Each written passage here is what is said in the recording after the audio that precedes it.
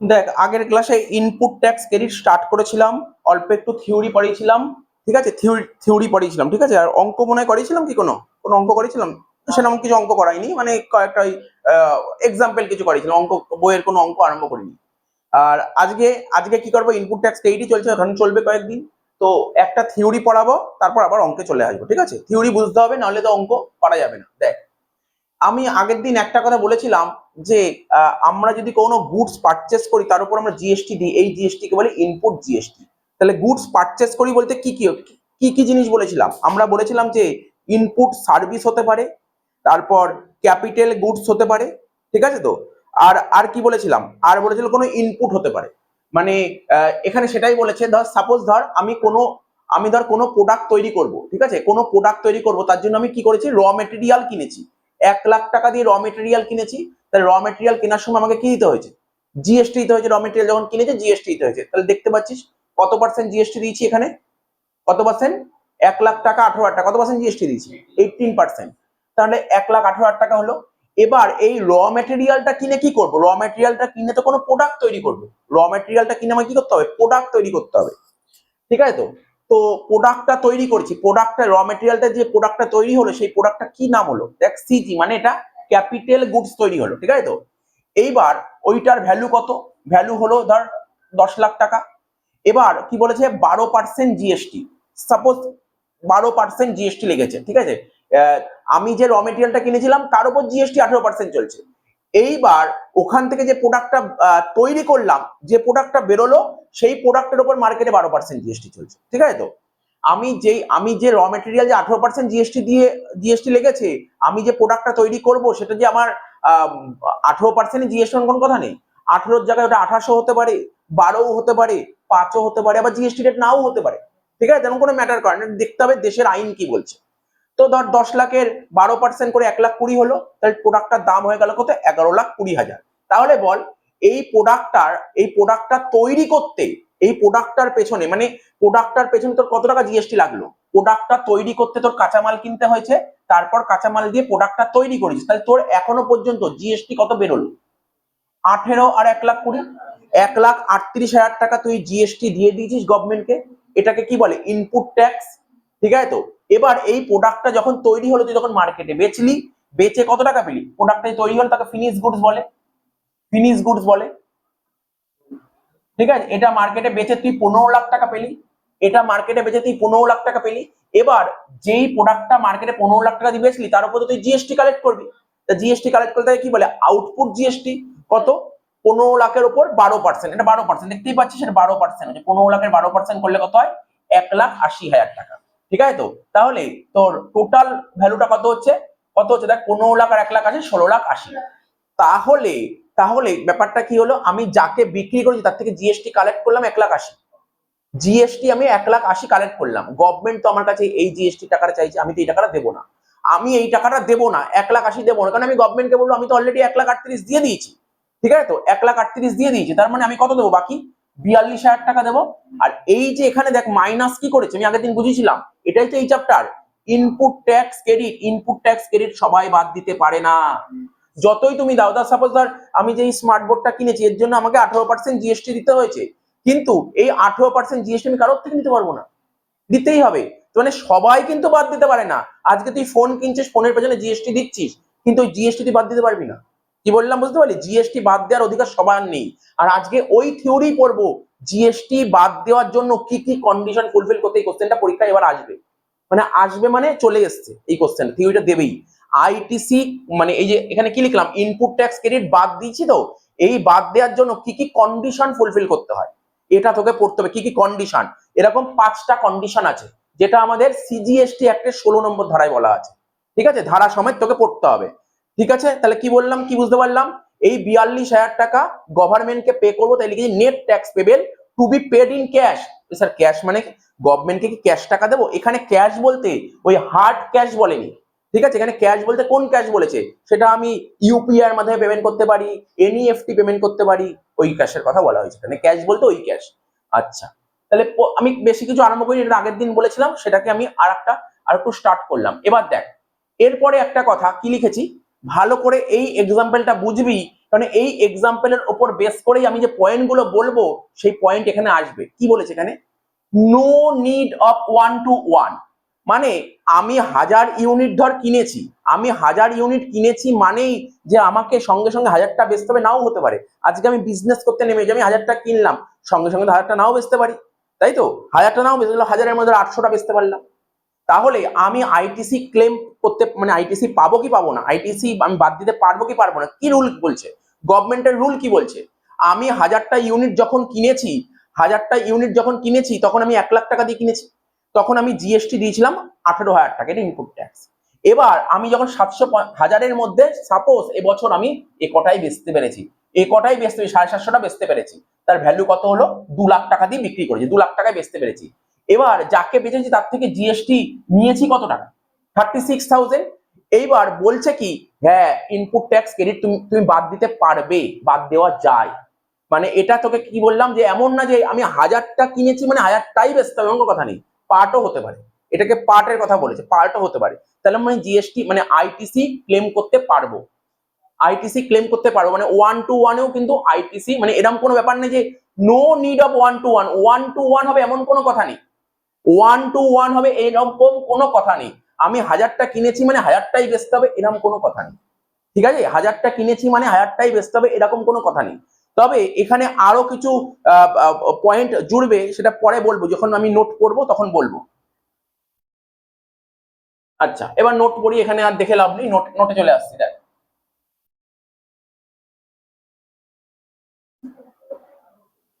দেখ পুরো পয়েন্ট গুলো দেখবো এক একটা করে, দেখবি কিন্তু, হ্যাঁ ভালো করে খেয়াল করবি কি বলেছে। দেখ, এই দেখ কি লিখেছি এখানে, সেকশন 16, আমি কি বললাম, এই যে আইটিসি, আইটিসি ক্লেমের জন্য যে সমস্ত কন্ডিশন ফুলফিল করতে হবে, আইটিসি ক্লেম করার জন্য যে সমস্ত কন্ডিশন ফুলফিল করতে হবে, সেটা কত নম্বর ধারায় বলেছে? 16 নম্বর ধারায়। কার 16 নম্বর ধারায়? CGST act, income tax act না, জিএসটি। কি, এক মিনিট, কি হলো? হ্যাঁ, যেটা বললাম ইনকাম ট্যাক্স অ্যাক্ট না, এটা সিজিএসটি অ্যাক্টের, সিজিএসটি মানে সিজিএসটি অ্যাক্টের কত নম্বর? 16 নম্বর ধারায় বলা হয়েছে। সেকশন 16 কি বলছে?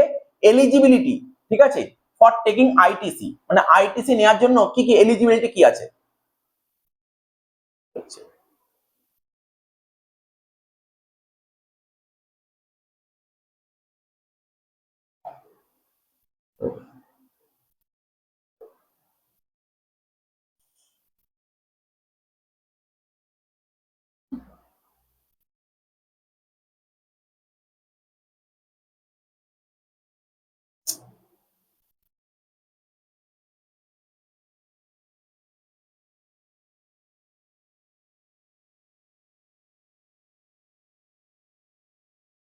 এবার দেখ কি বলেছে এখানে, প্রথম পয়েন্টটা কি বলেছে, এই যে লিখেছে আইটিসি, এখানে লিখেছে ITC shall be allowed subject to the following condition, section 16 subsection 1 এবং সাবসেকশন 2 তে বলা হয়েছে। তার মানে 16 নম্বর ধারার সাবসেকশন 1 আর সাবসেকশন 2 তে এই কথাটা বলা হয়েছে। মানে আইটিসি নেওয়ার জন্য কি কি কন্ডিশন ফুলফিল করতে হবে, এটা কত নম্বর ধারায় বলা হয়েছে? 16 নম্বর ধারার 1 আর 2 এ বলা হয়েছে। ঠিক আছে, তো ফার্স্ট পয়েন্ট কি বলেছে? এফ, আগের দিন বলেছিলাম এই পয়েন্ট, আগের দিন বলেছিলাম, বুঝিয়েছিলাম, আগের দিন বলেছিলাম আইটিসি নেওয়ার জন্য তোমাকে কি হতে হবে? রেজিস্টার্ড পার্সন হতে হবে, রেজিস্টার্ড। অর্থাৎ কোনো একজন বিজনেসম্যান, সে ধর গুডস কেনার সময় ও জিএসটি দিয়েছে, এবার ও জিএসটি ক্লেম করতে যায়, মানে জিএসটি মানে ইনপুট ট্যাক্স দিয়েছে, ওই ইনপুট ট্যাক্স ক্রেডিট নিতে চায়, তাহলে দেখতে হবে সে কি রেজিস্টার্ড কি আনরেজিস্টার্ড। যদি রেজিস্টার্ড হয় তাহলেই ও আইটিসি ক্লেম পাবে, যদি আনরেজিস্টার্ড হয় তাহলে কোনো দিন পাবে না। নাম্বার 1, সবার প্রথম পয়েন্ট এটা হতে হবে, রেজিস্টার হতে হবে। আচ্ছা, রেজিস্টার্ড তাহলে রেজিস্টার্ড হলেই কিন্তু হবে না, তখন আর একটা ক্লজ বেরিয়ে আসছে। এবার ও যে গুডস গুলো কিনলো, ও কি বিজনেসের জন্য কিনেছে? ও কি বিজনেস করার জন্য কিনেছে? দেখা গেল সত্যিই তো ও তো রেজিস্টার্ড পার্সন, ওর জিএসটি নাম্বার আছে, কিন্তু ও এমন গুডস কিনলো, এমন একটা ধর ক্যামেরা কিনলো যেটা ওর বাড়িতে ইউজ করা যায়, পার্সোনাল, এটা তো হবে না, তাহলে তো আইটিসি ক্লেম পাবে না। তাহলে কি হতে হবে? পুরোপুরি বিজনেস পারপাসে ইউজ হতে হবে। বা আরো একটা কথা, ধর সেই কিছুক্ষণ আগে উদাহরণ দিলাম, ধর 1000টা গুডস কিনেছে, 750টা 750টা বেচে দিল যেটা বিজনেস পারপাসে, বাকি ধর 250টা গুডস আছে ওটা ধর পার্সোনাল পারপাসে ইউজ করবে, তাহলে কিন্তু ওরা আইটিসি ক্লেম পাবে না। তো এখানে কথাগুলো বলেছে খুব মনোযোগ সহকারে পড়তে হবে। বলছে every registered person subject to section 49 shall be entitled to take credit, ঠিক আছে, অফ ইনপুট ট্যাক্স, অর্থাৎ ইনপুট ট্যাক্স ক্রেডিট পাবে কে, কারা পাবে? রেজিস্টার্ড পারসন, ঠিক আছে। তো এবার বলছে charge on any supply of goods, say goods supply হতে পারে, সার্ভিস সাপ্লাই হতে পারে, বা দুটোই সাপ্লাই হতে পারে, এমন কোনো কথা নেই। গুডস সার্ভিসও কিন্তু হতে পারে, সার্ভিসও হতে পারে, ঠিক আছে, বা বোথ বলেছে। To him which are used, ঠিক আছে, which are used or intended to be used in the course or furtherance of his business. তার মানে কি বলছে, এই যে গুডস রেজিস্টার্ড পারসন যে গুডস কিনলো, সেই গুডসটা ও বিজনেস পারপাসে ইউজ করতে হবে, পার্সোনাল পারপাসে ইউজ করলে হবে না। বা ধর মনে করা হচ্ছে যে ও ফিউচারে বিজনেস পারপাসে ইউজ হবে, তাহলে আইটিসি ক্লেম করতে পারবে। পুরো কথাটা লিখতে হবে পুরো, এখানে কিন্তু ছাড়াছাড়ি যাবে না, মনে পড়ছে না লিখতে পারলাম না, পুরো কথা লিখতে হবে এখানে। এই যে বেটার হয়, বেটার হয়, না লিখলেও চলবে। তো তবে পয়েন্ট গুলো ঠিক হতে হবে এখানে। কিন্তু এটা কিন্তু আমার ভাষা বলিনি, এটা কিন্তু কোনো বইয়ের ভাষা না, এটা কিন্তু আইনের ভাষা, এটা লয়ের ভাষা। লয়ের ভাষা কিন্তু বানালে চলবে না, এটুকু বলে দিলাম, লয়ের ভাষা বানালে চলবে না, ভালো করে লিখবি। দেখ লয়ের ভাষা তুই এদিক ওদিক হতে পারে, একটু এদিক ওদিক হতে পারে, কিন্তু লাইনের মানে যেন আলাদা না হয়ে যায়, মানে যেন আলাদা না হয়ে যায়, এটা মাথায় রাখতে হবে, ঠিক আছে। এই জন্য বারবার বলছি প্রথম দিয়ে অল্প অল্প করে লর জিনিসগুলো পড়তে হবে তোকে, না হলে কিন্তু নাম্বার প্রচুর কমাবে। এই এই যে বলে না থিওরিতে নাম্বার পাওয়া যায় না, এরকম থিওরি যে পুরো ঠিক লিখবে তাকে পাস থাকলে 5-এ পাস দেবে, এমন না যে নাম্বার কাটবে, কাটার জায়গা নেই, ফুল মার্কস দেবে। এটাই হচ্ছে লয়ের ইয়ে। সেকেন্ড পয়েন্ট কি বলেছে দেখ, প্রথম পয়েন্টটা বোঝা গেল, প্রথম পয়েন্টটা বোঝা গেল, দেখ তো এমনি মাথায় ঢোকা কি হলো, রেজিস্টার্ড হতে হবে, রেজিস্টার্ড পারসন হতে হবে। আমি বলছি যদি আনরেজিস্টার্ড হয় সে কি আইটিসি ক্লেম করতে পারবে না। আচ্ছা রেজিস্টার্ড পারসন কিন্তু ও ধর একটা ক্যামেরা কিনেছে ঘরে ইউজ করার জন্য, আইটিসি ক্লেম করতে পারবে না। তাহলে বিজনেস পারপাসে ইউজ হতে হবে, বা ফার্দারেন্স অফ বিজনেস, বা ফিউচারে বিজনেসের দিকে এগোবে, এই পয়েন্ট মাথায় রাখতে হবে। সেকেন্ড পয়েন্ট, দেখা গেল ও রেজিস্টার্ড পারসন, ঠিক আছে, ও রেজিস্টার্ড পারসন, প্রথম পয়েন্ট মিলে গেল, প্রথম পয়েন্ট তোর সঙ্গে ঠিক আছে, ম্যাচ খেয়ে গেছে, সেকেন্ড পয়েন্টে তুই ফেসে গেলি, সেকেন্ড পয়েন্টে ফেসে গেছিস। দেখা গেল তুই রেজিস্টার্ড পারসন, তুই কারোর থেকে গুডস কিনেছিস, তাকে তুই ইনপুট ট্যাক্স ক্রেডিট দিয়েছিস, ইনপুট ট্যাক্স ক্রেডিট। এবার গভর্নমেন্ট বলে তুমি যে ইনপুট ট্যাক্স দিয়েছো, তাহলে নিশ্চয়ই তুমি যার থেকে বিল মানে গুডস কিনেছো, তাহলে তোমার কাছে বিল আছে, বিল শো করো, বিল শো করো, তুমি বিলটা শো করতে হবে তোমাকে, অর্থাৎ ট্যাক্স ইনভয়েস শো করতে হবে, এটাই লিখেছে। ডকুমেন্ট শো করতে হবে, কি document? He is in possession of tax invoice বা ডেবিট নোট। ডেবিট নোট তোর অ্যাকাউন্টস পড়েছিস ক্লাস 11 থেকেই জানিস, ডেবিট নোট কাকে বলে, ডেবিট নোট ক্রেডিট নোট পড়েছিলি না, ডেবিট নোট মানে পারচেজ রিটার্ন, সেল রিটার্ন, এগুলো পড়েছিলি না, ওইটাই debit note. He is in possession of tax invoice আর ডেবিট নোট, এটাকে কি বোঝায়? এটা হচ্ছে ট্যাক্স পেইং ডকুমেন্ট, তুমি যে ট্যাক্স পে করেছো তার প্রুফ এটা। ইস্যুড বাই কে দেয় তোকে ট্যাক্স ইনভয়েস, তোকে কে দেয় ইনভয়েস বিল, কে দেয়? আজকে তুই দোকানে ফোন কিনতে গেছিলি, তোকে ইনভয়েস বিল কে দিয়েছে? দোকানদার, ওটাকে কি বলে? সাপ্লায়ার, ঠিক আছে। তো বলছে issued by a supplier registered under this act. বইতে না অনেক বড় বড় করে লেখা আছে, তুই এইটুক দু লাইন করে লিখলেও নাম্বার পেয়ে যাবি, পুরো লয়ের ভাষা, টু দা পয়েন্ট লিখতে পারিস, তুই নাম্বার পেয়ে যাবি। তারপর কি বলেছে? C he has received said goods or services except bill to ship. ওই একটা এক জায়গায় লিখেছিলাম না, ওই যে তোর বিরাট, রোহিত আর কি যেন গিল, ওই উদাহরণটা এখানে আসবে, ওই উদাহরণটা এখানে আসবে। দেখা গেল প্রথম পয়েন্ট সেকেন্ড পয়েন্ট তোর মিলে গেল। দেখা গেল তুই রেজিস্টার্ড পারসন, তুই বিজনেস পারপাসে গুডস গুলো ইউজ করবি, ঠিক আছে, নাম্বার 1 হয়ে গেল। সেকেন্ড পয়েন্ট, তোর কাছে ডকুমেন্ট আছে, তুই ট্যাক্স দিয়েছিস, তার ট্যাক্স ইনভয়েস আছে। 3 নম্বর পয়েন্টে কি ফেসে গেলি? 3 নম্বর পয়েন্ট তোকে কি বলেছে?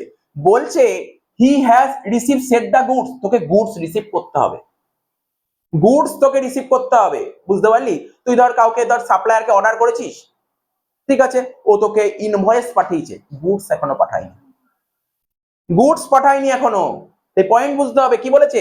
হি has receive the shed goods or services. তবে এখানে একটা এক্সেপশনাল কেস আছে, বিল টু শিপ মডেল। স্যার এটা আবার কি বিল টু শিপ মডেল? এই দেখ বিল টু শিপ মডেল একদম ইজি জিনিস।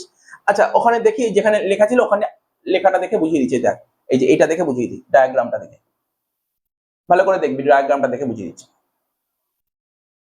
কি বলছে। এটা তো তুই বুঝতে পারছিস, বিরাট এটা হচ্ছে রোহিত, ঠিক আছে।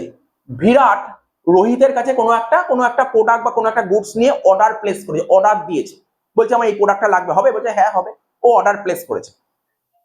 বিরাট কার কাছে অর্ডার করেছে? রোহিতের কাছে অর্ডার করেছে গুডস এর ব্যাপারে, ঠিক আছে তো। এবার অর্ডার প্লেস করেছে, অর্ডার করার সঙ্গে সঙ্গে বিরাট তো রোহিতকে অর্ডার করেছে। এবার রোহিত কি করেছে, ওকে একটা বলছে হ্যাঁ আমি তোমাকে দিতে পারবো, ইনভয়েস বিল পাঠিয়ে দিয়েছে। তখন বিরাট রোহিতকে কি বলেছে, বলছে তুমি কাজ করো, গুডস আমাকে পাঠাতে হবে না, গুডস আমাকে পাঠানোর দরকার নেই, এক্সেপশনাল কেস, আমাকে পাঠাতে হলে কি করবো, কাকে দিতে হবে? বলছে তুমি গুডস আমাকে দেওয়ার পরিবর্তে তুমি এই গুডসটা গিলকে ডেলিভারি করে দাও, গিলকে ডেলিভারি করে দাও। যদি রোহিত যদি বিরাটকে দিত, তাহলে বিরাট আবার গিলকে দিত, গাড়ি ভাড়াটা ডবল পেতো, ট্রান্সপোর্টেশন চার্জ বাঁচানোর জন্য এই কাজটা করেছে, ট্রান্সপোর্টেশন চার্জ বাঁচানোর জন্য করেছে। এটা হচ্ছে লয়ের বলে দিয়েছে, এটা এক্সেপশনাল কেস, ঠিক আছে তো। তাহলে বল, বিরাট রোহিতকে অর্ডার করলো, রোহিত ইনভয়েস বিল কে কাকে দেবে? কারণ সাপ্লায়ারকে রোহিত, রোহিত তো বিরাটকে দেবে। এইবার বিরাটের গিলকে বিক্রি করা উচিত, কিন্তু বিরাট রোহিতকে বলে দিয়েছে, রোহিত গিলকে গুডস পাঠিয়ে দিয়েছে। এবার গিল তো একটা ইনভয়েস পাবে, গিলের তো ইনভয়েস পাওয়ার কথা, ইনভয়েস দেবে কে? রোহিত দেবে নাকি বিরাট দেবে? কার দেওয়া উচিত? বিরাট দেওয়া উচিত, বিরাটের দেওয়া উচিত ইনভয়েস, বুঝতে পারলি? এই জন্য দেখ আমি লিখেছি সাপ্লাই 1 সাপ্লাই 2। সাপ্লাই 1 রোহিত বিরাটকে ইনভয়েস দিচ্ছে, আবার বিরাট গিলকে ইনভয়েস দিচ্ছে, ঠিক আছে তো। তাহলে এখানে বল দেখি, এই সিনারিওতে আইটিসি ক্লেম করার অধিকার কার আছে? আইটিসি ক্লেম কে করতে পারবে? বিরাট, রোহিত, গিল, কে আইটিসি ক্লেম করতে পারবে? বিরাট, বিরাট আইটিসি ক্লেম করতে পারবে, ঠিক আছে। এই যে তোকে থিওরিটা পড়ালাম না, এর উপর বেস করে একটা অঙ্কও করাবো। কোনটা বল? পুরো পুরো কেসটা পুরো গুলিয়ে গেল ব্যাপারটা, সিম্পল ব্যাপার। এটা বিরাট, ধর কোনো একটা প্রোডাক্ট বিরাটের লাগবে, ঠিক আছে, সেই প্রোডাক্টটা কার কাছে আছে? রোহিতের কাছে আছে। বিরাট রোহিতের কাছে অর্ডার করলো, বললো এই প্রোডাক্টটা আমাকে দাও, ঠিক আছে, অর্ডার করে দিল। ও অর্ডার করলো, এবার অর্ডার করার সঙ্গে সঙ্গে রোহিত বললো আমি তোমাকে দিতে পারবো, তাহলে রোহিত তো বিরাটকে গুডসটা পাঠাবে।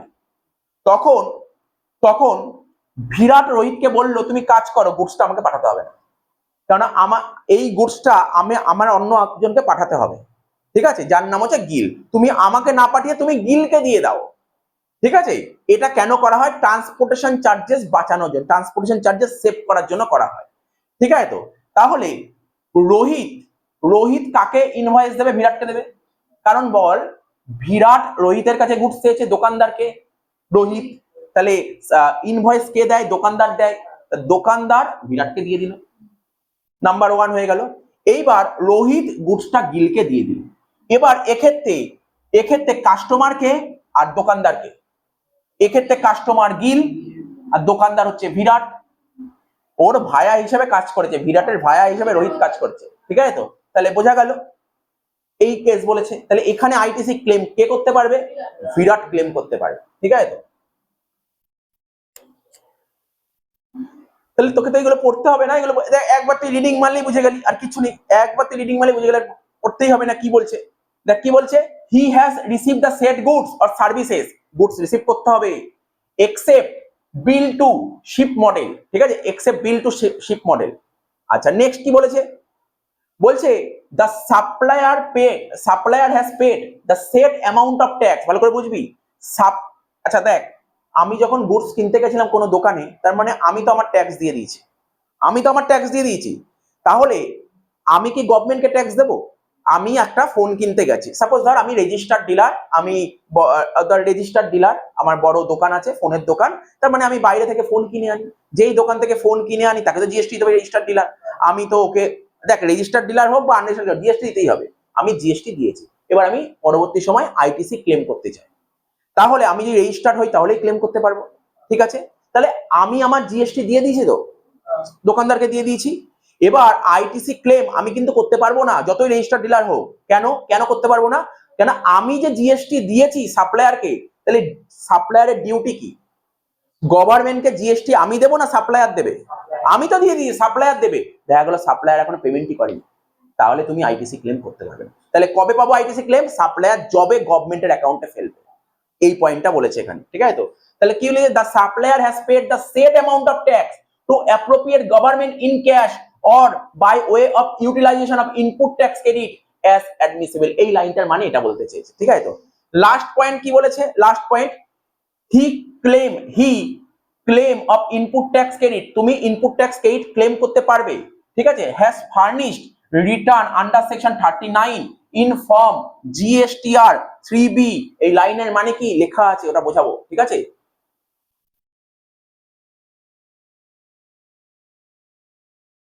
এই যে এই পয়েন্টটা লেখা আছে। কি লেখা আছে দেখ, সাপ্লায়ার বুঝিস কাকে সাপ্লায়ার বলে? ওটা তো বোঝাতে হবে না। সাপ্লায়ার বুঝি আমরা, সাপ্লায়ার কাকে বলে। এবার সাপ্লায়ার যত গুডস বিক্রি করবে না, ও কোথায় ফর্মটা ফিল আপ করবে? রিটার্নটা কোথায় করবে? জিএসটিআর 1 এ করবে। ও যখনই জিএসটিআর 1 এ কত কত গুডস বিক্রি করেছে ওখানে ইনপুট দেবে না, মানে ইনপুট মানে কি, ডেটা ইনপুট করে না, সব দেবে ওখানে, ভরবে ওখানে, সব যখন ভরবে। আর এইটা কিসে ভরা হয়? এটা তো অফলাইনে ভরা হয় না, অনলাইনে হয়। অনলাইন এটাও পড়বি, রেজিস্ট্রেশন কিভাবে হয়, প্রসিডিওর সব আছে এখানে, ঠিক আছে? তো তো ভালো জিনিস, এই খুব সাবজেক্টটা খুব ভালো সাবজেক্ট।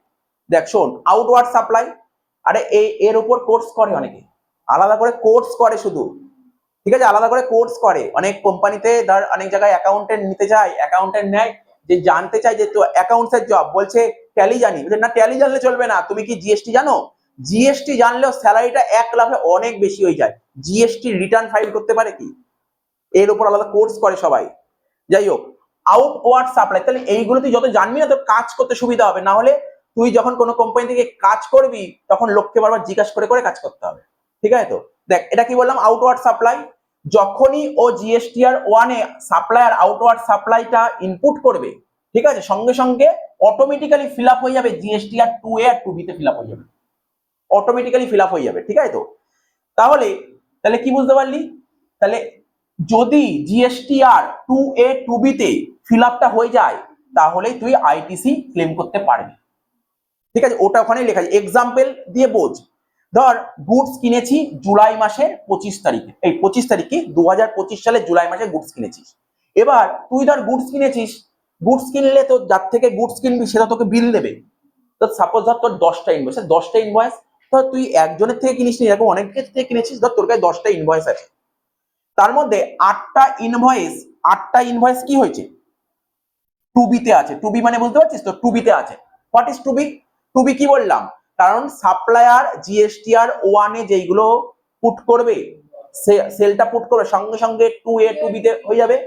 তো দেখ, ও যে সাপ্লায়ার ও 8টাই পুট করেছে, ঠিক আছে তো, কিন্তু দুটো এখনো পুটই করেনি।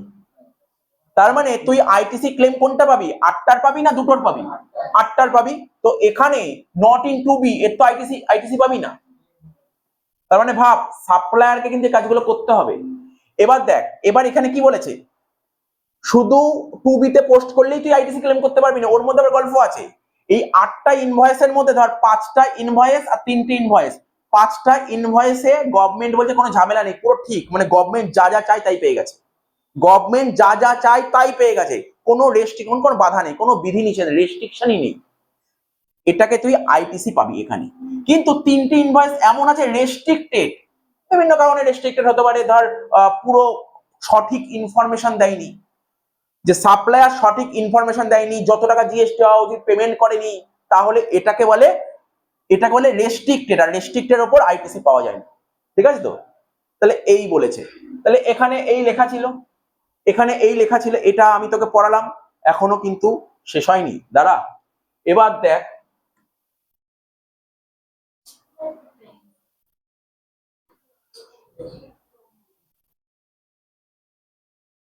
একটা বইয়ের নোট, এটা অনেক বড় করে লেখা, বাট এক্সাম্পল গুলো খুব ভালো আছে, এই জন্য আমি দেখছিলাম।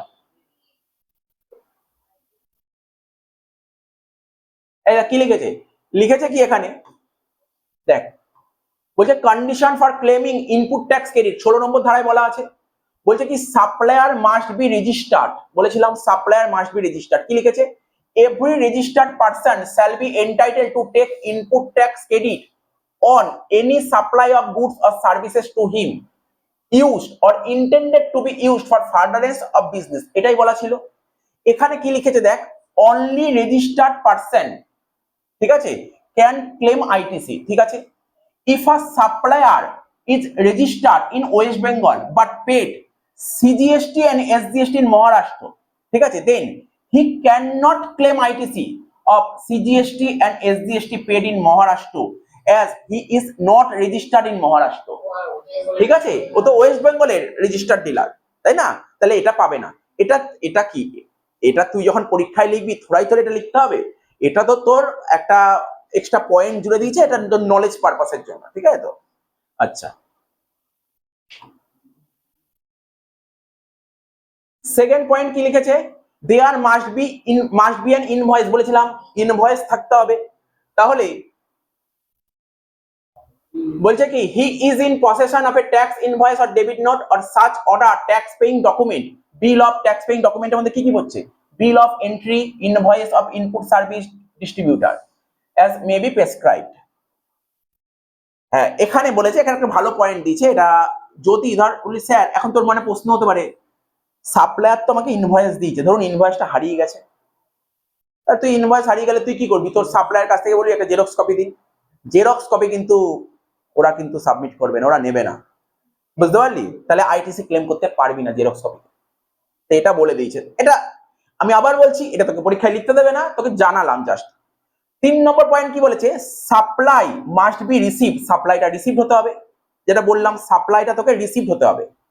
এই যে বলছে he has receive the goods or services or both, ITC is not available for GST paid on advance payment before receipt of goods or service. তুই গুডস পাসনি বা সার্ভিস পাসনি, তার আগেই তুই অ্যাডভান্স জিএসটি পে করে দিস, আইটিসি ক্লেম করতে পারবি না।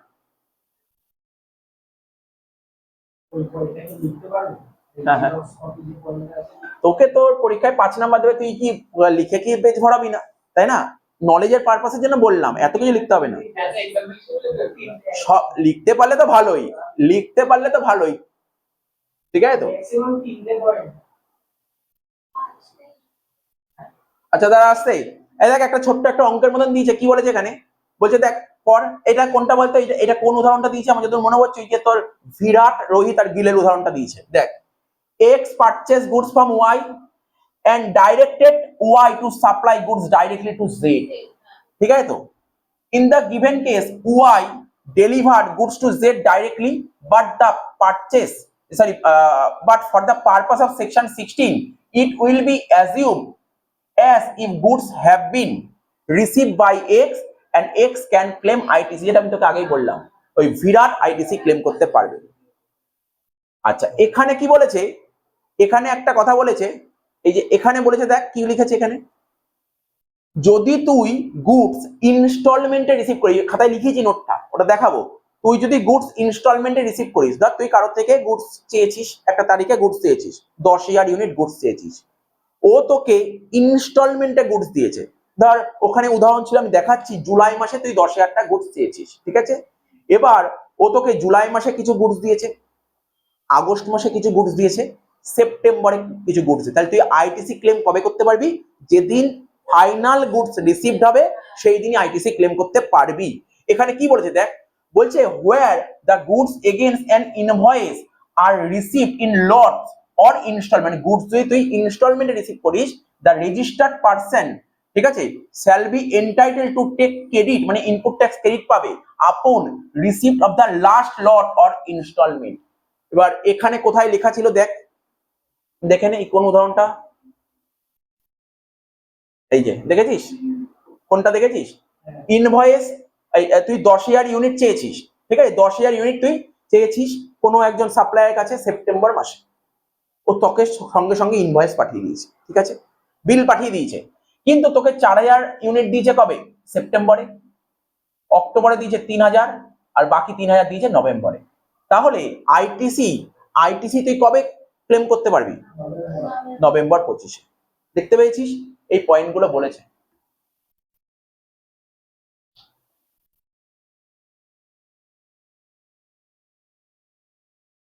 নেক্সট কি বলেছে, ওই জিএসটি পেডের কথা, GST charge in respect of such supply has been actually paid to the government, government তুই সাপ্লায়ার পে করে, তাহলেই তো তুই তোর ইনপুট ট্যাক্স ক্রেডিট পাবি, আর এই ট্যাক্সটা ক্যাশেও হতে পারে বা ওই থ্রু ইউটিলাইজেশন অফ আইটিসি হতে পারে। আর লাস্ট পয়েন্ট কি বলছে, রিটার্ন, কি বলছে, supplier has furnish the return. রিটার্নটা কাকে সাবমিট করতে হবে, রিটার্ন কাকে জমা করতে হবে, সাপ্লায়ারকে রিটার্ন জমা করতে হবে, সাপ্লায়ারকে রিটার্ন জমা করতে হবে। তো বলছে return of inward and outward supply must be filed by supplier. তো ব্যাস এই বলেছে। এবার এর উপর বেস করে একটা অঙ্ক বলেছিলাম করাবো, কিছু টুকতে হবে না, এখানে আছে, এখানেই দেখে বলে দেবো, ঠিক আছে? তো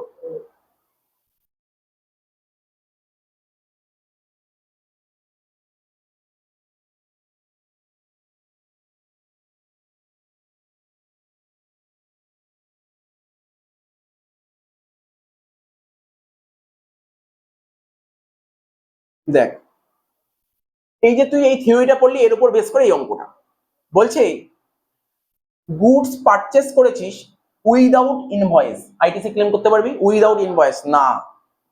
next, goods purchase from B against invoice, ইনভয়েসের এগেইনস্টে গুডস পারচেস করেছিস, but GST paid was not deposited, GST ডিপোজিটই করা হয়নি, ক্লেম করতে পারবি না। Goods purchase for personal use, পারবো না। গুডস পারচেস ফ্রম এক্স, কবে, এত তারিখে গুডস কিনেছিস। ইনভয়েস রিসিভ করেছিস, দেখি তো কবে রিসিভ বলেছে, ডেট বলেছে, ও ইনভয়েস রিসিভড হয়েছে সেম ডেটে, ঠিক আছে? তো বাট গুডস বলেছে, but goods supply by X, ঠিক আছে, কত তারিখে, 10/2/24, গুডস সাপ্লাই করেছে 10/2/24। তাহলে তুই বল এখানে কি, এখানে কি তুই আইটিসি ক্লেম করতে পারবি? এখানেও আইটিসি ক্লেম করতে পারবি না। ভালো করে দেখ, আইটি কেন, তুই গুডস কিনেছিস এত তারিখে, ইনভয়েস পেয়েছিস এত তারিখে, ঠিক আছে? তো তাহলে গুডসটা সাপ্লাই হয়েছে কবে, পরের মাসে, তাহলে ওই সময় কি ক্লেম করতে পারবি আইটিসি, ঠিক আছে? তো অ্যান্সারটা দেখিয়েছি কি লেখা আছে, এটা ডাউট হলে দেখ, এই অ্যান্সারটাও দেখিয়ে দিচ্ছি কি লেখা আছে। 4 নম্বর, তাই তো? এই দেখ কি লেখা আছে, বলছে input tax credit is available only when a tax invoice and goods are received by the recipient of supply. তার মানে তোর কাছে ডকুমেন্টও চলে আসবে, আবার গুডসও রিসিভড হবে, তখনই তুই কিন্তু আইটিসি ক্লেম করতে পারবি। Here the invoice was received by A but goods were delivered to him in the next month, so in the month of January 2024 input tax credit can not be claim. জানুয়ারি মাসে claim করতে পারবি না, ফেব্রুয়ারিতে claim করতে পারবি। এটা তোকে জানুয়ারি অঙ্ক করতে বলেছে, দেখ কোথায় লেখা ছিল, দেখ জানুয়ারি অঙ্ক বলছে। লাস্ট পয়েন্টটা দেখ, লাস্ট পয়েন্টটা দেখতে কি বলছে, goods purchase and receive from B against valid tax invoice এত তারিখে, and B limited deposit GST to government এত তারিখে, A made payment to B limited, ঠিক আছে, এত তারিখে, ঠিক আছে? তাহলে বল এখানে কি হবে, এখানে আইটিসি ক্লেম করতে পারবো কি পারবো না? এখানে বুঝতে পারলি না কেন, করতে হবে। তাহলে আরেকবার পর, গুডস কিনেছিস এবং and receive from B limited, goods কিনেছিস এবং গুডসটা পেয়েও গেছিস। ভ্যালিড ট্যাক্স ইনভয়েস কবে, 22শে জানুয়ারি, এন্ড বি লিমিটেড, ঠিক আছে, বি লিমিটেড জিএসটিটা গভর্নমেন্টকে ডিপোজিট করেছে জানুয়ারি মাসে, but A made payment to B limited, A B কে পেমেন্ট করেছে কবে, 5/2/24। এই লাইনের মানে কি বলেছে, এর জন্য আরেকটা নোট করে দিয়েছি। এখানে কি হয়েছে, আমি যার থেকে গুডস কিনেছি ধারে কিনেছি, আমি যার থেকে গুডস কিনেছি ধারে কিনেছি, এটা ভালো করে বোঝ, আমি যার থেকে গুডস কিনে ধারে কিনেছি। এবার যার থেকে ধারে কিনে সে তো আমাকে ইনভয়েস দিয়ে দিয়েছে, গুডসও দিয়ে দিয়েছে, সব দিয়ে দিয়েছে, ইনভয়েসও দিয়ে দিয়েছে, গুডসও দিয়ে দিয়েছে, কিন্তু নিয়ম এটাই বলবো পরেরটা, পেমেন্ট করতে হয় কতদিন জানিস তো, যবে তুই গুডসটা রিসিভ করেছিস বা বিল যবে পেয়েছিস তাহলে 180 দিনের মধ্যে পেমেন্ট করতে হয়, 180 দিনের পর্যন্ত পেমেন্ট করতে হয়। তো পেমেন্ট কি 180 দিনের মধ্যে হয়েছে? হ্যাঁ হয়েছে, ওটাই বলবো, 180 দিনের কেসটা বলে দিচ্ছি। এখানে কি লিখেছে, বলছে goods purchase and receive in January and the supplier also receive GST paid by A within the January 2024, so all the conditions have been satisfied and a can claim input tax credit as time of payment for supply, ঠিক আছে, is irrelevant in availing the input tax credit। আচ্ছা, এখানে কি বলেছে, আমরা যে input tax credit claim পাওয়ার জন্য যে কন্ডিশন ফুলফিল করতে হয়, ওখানে পেমেন্টের কথা কোথাও বলা ছিল না, কবে পেমেন্ট করতে হবে এরকম কিছু কথা বলা ছিল না। এই জন্য লাস্টে এই কথাটা লিখেছে, বলছে A can claim input tax credit as time of payment for supply is irrelevant, ঠিক আছে, in availing the input tax credit. Input tax credit পাওয়ার জন্য টাইম অফ পেমেন্টে কোনো ম্যাটার করে না, টাইম অফ পেমেন্ট কোনো ম্যাটার করে না। এই ছিল তোর জিনিসটা, কিন্তু একটা জিনিস বাকি ছিল, ওই জিনিসটা আমি তোকে বোঝাবো। একটাই জিনিস বাকি ছিল, সেটা কি, এই জায়গাটা, এটা হচ্ছে 180 ডেজের কনসেপ্ট। 180 ডেজের কনসেপ্ট। আচ্ছা, তোকে এই থিওরিটাও পড়িয়ে দিলাম, এই দেখ এই থিওরিটাও পড়িয়ে দিলাম, এই দেখ ঠিক আছে। কোনটা?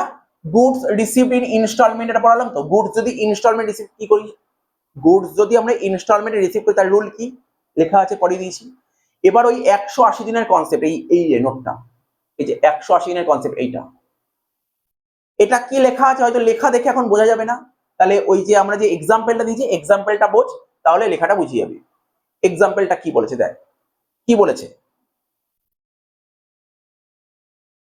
বলছে ডেট হচ্ছে 1/7/25, এই তারিখে গুডস কিনেছি কত টাকা দিয়ে, 1 লাখ টাকা দিয়ে ধারে কিনেছি গুডস, 1 লাখ টাকা দিয়ে ধারে গুডস কিনেছি, তাহলে জিএসটি দিতে হয়েছে ধর সাপোজ 18,000 টাকা জিএসটি, ঠিক আছে, 18,000 টাকা জিএসটি।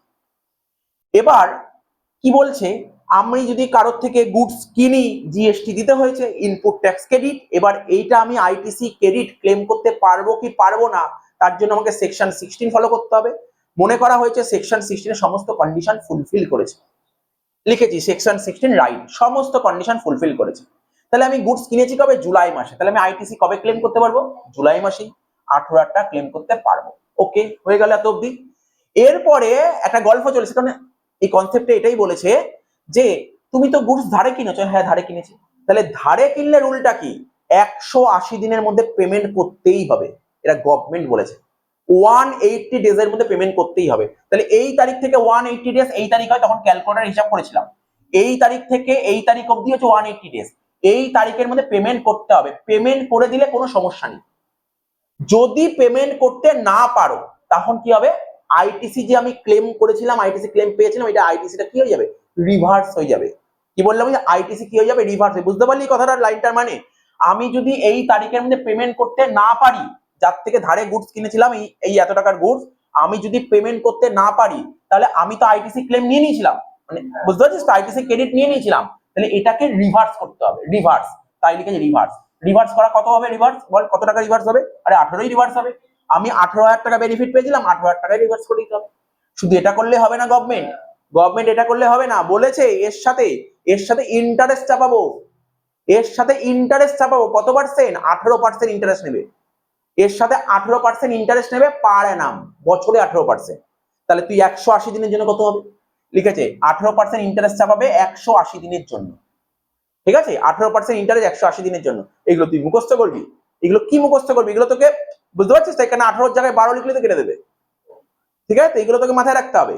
এবার গল্প কি বলেছে, এই তারিখ কভার হয়ে গেছে, তারপরে তুই পেমেন্ট করেছিস, এই তারিখ 180 দিনের পর তুই পেমেন্ট করেছিস, এই যে 180 দিনের পর তুই পেমেন্ট করেছিস, ঠিক আছে, কত 2/2/26 পেমেন্ট করেছিস, কত টাকা পেমেন্ট করেছিস, তুই পুরো টাকাটা পেমেন্ট করে দিস, তখন তুই আইটিসি আবার পুনরায় ক্লেম করতে পারবি, আবার ক্লেম করতে পারবি, এই জন্য লিখেছি রিক ক্লেম। এই হ্যাঁ হ্যাঁ, এটা তো গভর্নমেন্টের রুল, এটা কোনো চেঞ্জ হবে না। হ্যাঁ, ধর পরের বছর হয়তো চেঞ্জ হতে পারে, সেটা বছর বছর বা কমতেও পারে বাড়তেও পারে, সেটা সরকার ঠিক করবে, এটা তো আমরা ঠিক করার কি, ঠিক আছে। তো এখানে কি লিখেছে দেখেন একবার, লাস্ট লাইন পড়ে নে, if receipt of goods or services or both has not paid the supplier within 180 days from the date of invoice except in case of reverse charge. Reverse charge বলে একটা চ্যাপ্টার আছে, ওখানে যখন পড়বো তখন বুঝবো রিভার্স চার্জের ক্ষেত্রে নিয়মটা আলাদা, রিভার্স চার্জের ক্ষেত্রে না, রিভার্স চার্জ না, এটা ফরওয়ার্ড চার্জের কথা বললাম, ঠিক আছে, রিভার্স চার্জ যখন পড়াবো তখন বলবো। ফরওয়ার্ড চার্জ কোনটা বলে, আমি কারোর থেকে গুডস কিনলে তাকে জিএসটি দিতে হয়, রিভার্স চার্জ উল্টো হয়ে যাবে, ঠিক আছে, উল্টো হয়ে যাবে, ওটা বলবো যখন পড়াবো তখন বলবো, এখন এর মধ্যে এটা ঢুকিয়ে লাভ নেই, ঠিক আছে। তো the amount equal to input tax credit availing along with the interest will be added, তার মানে কি ইন্টারেস্টের টাকাটা অ্যাড করতে হবে কার সাথে, আউটপুট লাইবিলিটির সাথে, আউটপুট লাইবিলিটির সাথে অ্যাড করতে হবে of the recipient. The said input tax credit can be reavailed on payment of value of supply and tax payable thereon, তারপরে তুই আবার রিক্লেম করতে পারবি, পেমেন্ট করে দিল। Above condition is not applicable in case of supply on which tax is payable under reverse charge এর ক্ষেত্রে কিন্তু এটা অ্যাপ্লিকেবল হবে না। এই হচ্ছে থিওরিটিক্যাল কনসেপ্ট, আমি তোকে বুঝিয়ে দিলাম, এবার অঙ্ক করবো, ঠিক আছে। আমি প্রতিদিন বলেছিলাম একটা একটা করে থিওরি পড়াবো, কারণ এখান থেকে না যা বুঝতে পারছি, যা খবর আছে, 25 নম্বর আসবে এই চ্যাপ্টার থেকে, 15 নম্বরে একটা অঙ্ক আসবে, 10 নম্বরে একটা কি দুটো থিওরি আসতে পারে, তাহলে এই চ্যাপ্টারটা খুব ভালো করে ফোকাস করতে হবে, এই চ্যাপ্টারে প্রচুর থিওরি আসবে আর বোঝার আছে থিওরি, তো এবার বুঝে গেলে লিখতে পারবি, কিছু নেই থিওরি, থিওরি এমন কিছু নেই। তো পরের দিন আবার একটা নতুন কোশ্চেন পড়াবো, ঠিক আছে? তো এখন অঙ্ক করবো।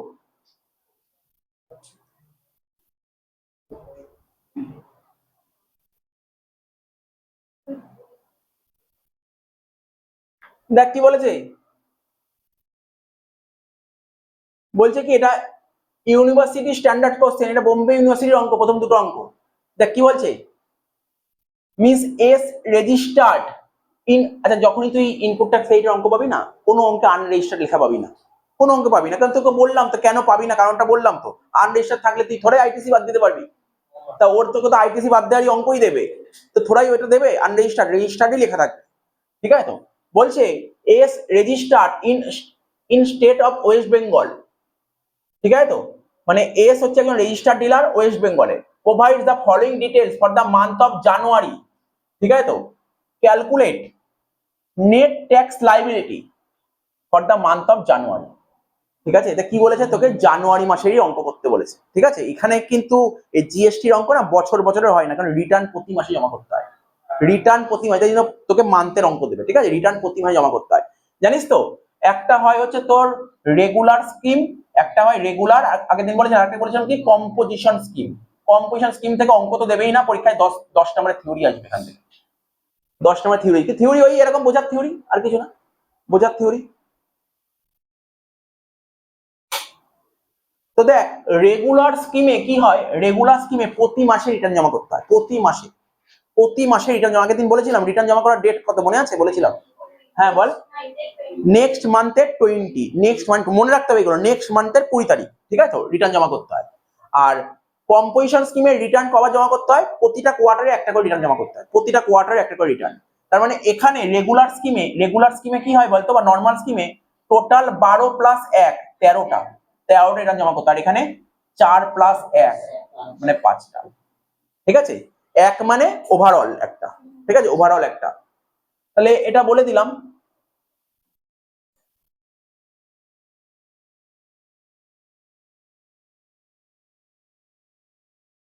তো কি বলেছে, opening balance in electronic credit ledger, ঠিক আছে?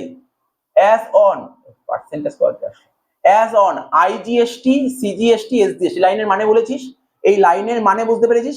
এটা তো জানুয়ারি মাস করছিস, তাহলে লাস্ট ডিসেম্বর মাস হয়েছে, ডিসেম্বর মাসে ব্যালেন্স পড়েছিল, ধর সাপোজ ধর তোর ব্যাংক অ্যাকাউন্টে যেমন ব্যালেন্স পড়ে থাকে, ঠিক আছে? তেমনি এই আইজিএসটির এত টাকা ব্যালেন্স পড়েছিল, সিজিএসটি এত ব্যালেন্স পড়েছিল, এসজিএসটি এত ব্যালেন্স পড়েছিল।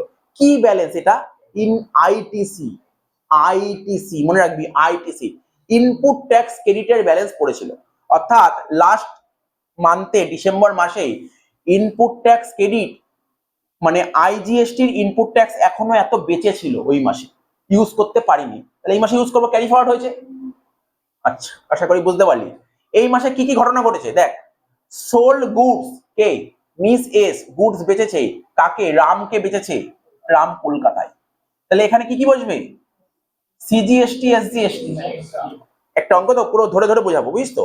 আবার এস বিক্রি করেছে কাকে, শ্যামকে বিক্রি, শ্যাম কোথায়, বর্ধমান, তাহলে কি হবে এখানে, এই সিজিএসটি, এসজিএসটি, ঠিক আছে? তো এবার পারচেজ গুডস, ঠিক আছে? পারচেজ গুডস, ঠিক আছে, ফ্রম মুম্বাই, মুম্বাই থেকে গুডস কিনেছি, আইজিএসটি, তাই তো? পারচেজ গুডস ফ্রম, তাহলে এখানে এবার ইন কলকাতা লিখেছে কেন, দাঁড়া 1 মিনিট দেখছি, 1 মিনিট।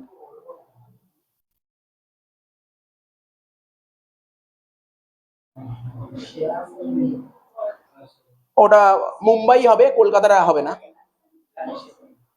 ইন কলকাতাটা হবে না, বুঝছো? ইন কলকাতা হবে না, তাহলে এখানে কি হবে, শুধুমাত্র আইজিএসটি, ঠিক আছে? তো প্রোভাইড সার্ভিস, তুই সার্ভিস দিয়েছিস কোথায়, সার্ভিস দিয়েছিস তুই মোহনকে, সার্ভিস দিয়েছিস মোহন চেন্নাইতে, তা সার্ভিস দিয়েছিস না, আইজিএসটি বুঝলাম, আচ্ছা বলতে কি এটা কি, এটা সার্ভিস দিয়েছিস, তাহলে একটা তো হয় হচ্ছে তোর আউটপুট হয়, একটা ইনপুট হয়, এটা কি, এটা কি দিয়েছিস, দিয়েছিস আউটপুট, এটা হচ্ছে আউটপুট, এটা হচ্ছে আউটপুট আইজিএসটি, এটা হচ্ছে output IGST.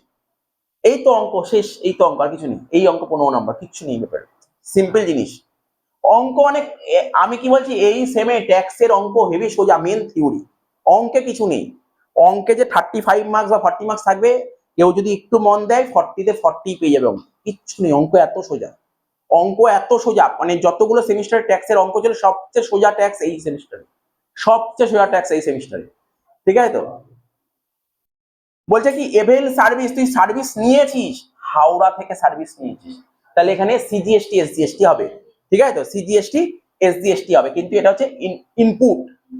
Inward supply, just ঘুরিয়ে দিয়েছি, ইনওয়ার্ড সাপ্লাই, ইনওয়ার্ড সাপ্লাই মানে কি পারচেস, পারচেস, তাহলে কত হচ্ছে, তাহলে বুঝতে পারলি এখানে হাওড়া, তার মানে এটা কি হবে সিজিএসটি এসজিএসটি হবে, তাহলে অঙ্কটা স্টার্ট করতে হবে।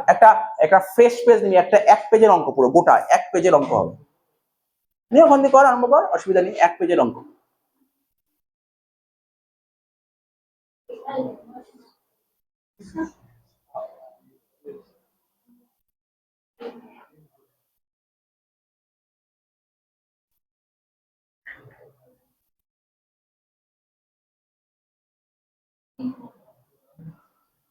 কথা বলিস রে।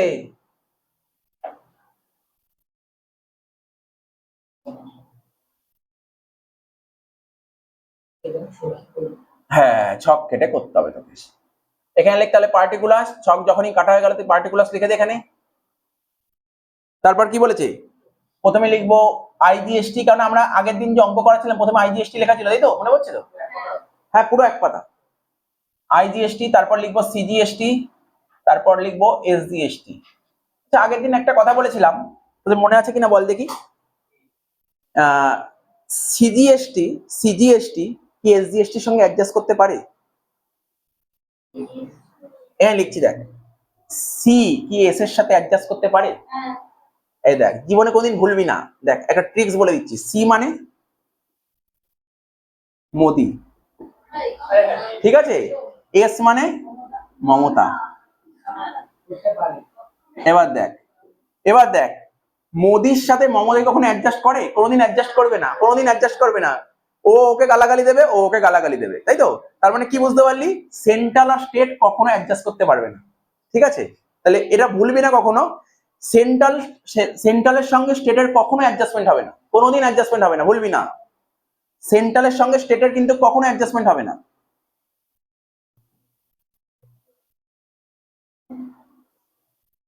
মানে আমরা চোখের সামনে যেটা দেখি অ্যাডজাস্টমেন্ট হবে না, আবার ভিতর ভিতর সেট আপ হবে না, অ্যাডজাস্টমেন্ট হবে কিনা সেটা কি করে বলবো, সেটা ওরা বলতে পারবে, ঠিক আছে, সেটা ওরা বলতে পারবে, ওদের কি ব্যাপার চলছে।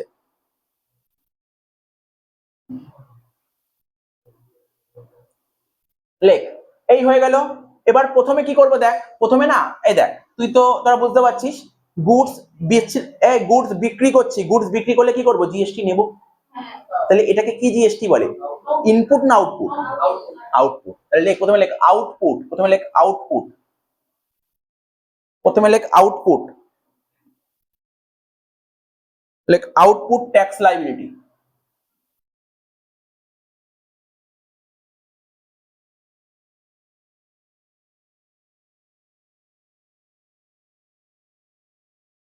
ঠিক আছে, আউটপুট ট্যাক্স লাইবিলিটি লিখেছিস, প্রথমে জায়গায় একটা করে পয়েন্ট পড়ে পড়ে বল কি ছিল, আউটপুট কোনটা ছিল সবার প্রথমে, sold goods, sold goods to Ram, লেখ সোল্ড গুডস টু রাম, এখানে লেখ সোল্ড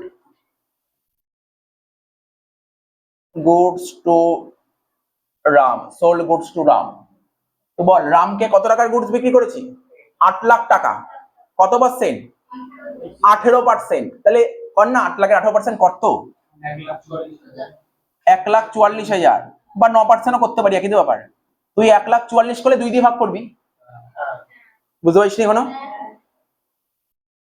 এস কোথাকার লোক, ওয়েস্ট বেঙ্গল, বিক্রি করছে কোথায়, ওয়েস্ট বেঙ্গলে, ওয়েস্ট বেঙ্গল থেকে ওয়েস্ট বেঙ্গল, তাহলে কি হবে, সিজিএসটি এসজিএসটি, তাহলে কত বললি, 72,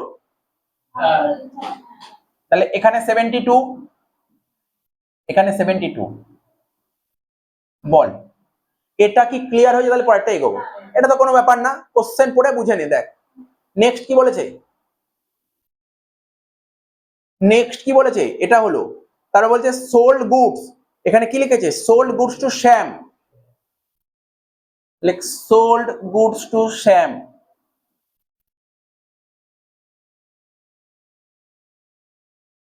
অ্যামাউন্ট দেখি না আমরা, 12 লাখ টাকা, 2.5% হবে, বল বল, 12 লাখ টাকার 2.5% মানে 5%, দুটো ভাগ হয়ে যাবে, আড়াই আড়াই, 5 লাখের 2.5% কর,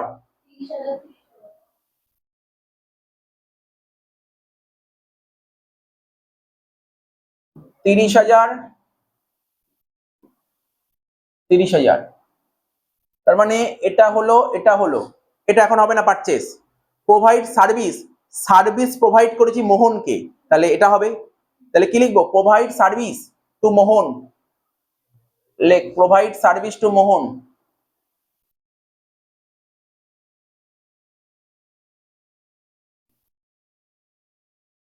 এই অঙ্কটা রেখেছি কি বলতে, এই বোম্বে মিশনের দুটো অঙ্ক আমার খুব ভালো লেগেছে, মানে বেসিকটা পুরো ক্লিয়ার করার জন্য খুব ভালো অঙ্ক। ঠিক আছে, আমাদের অঙ্কগুলো করার আগে, আমাদের ইংলিশের অঙ্কগুলো করার আগে বেসিকটাকে আগে ক্লিয়ার করতে হয়েছে, বেসিকটা ক্লিয়ার করতে হয়েছে। এই বেসিক ক্লিয়ার থাকলে তুই আমাদের অঙ্ক পেরিয়ে যাবে, কিছু নেই আমাদের ওই ক্যালকুলেশন অঙ্কগুলো সোজাই আছে, কিছু নেই। প্রোভাইড সার্ভিস টু মোহন, বল কত টাকা বলছে প্রোভাইড সার্ভিস টু মোহন? এই দেখ 9,60,000 টাকা, কিন্তু যেহেতু চেন্নাই, তাহলে ওয়েস্ট বেঙ্গল থেকে চেন্নাই যাচ্ছে, তাহলে এখানে তো তোর কি হবে? আইজিএসটি হবে 12% ডাইরেক্ট চাপা। 9,60,000-এর 12% কর।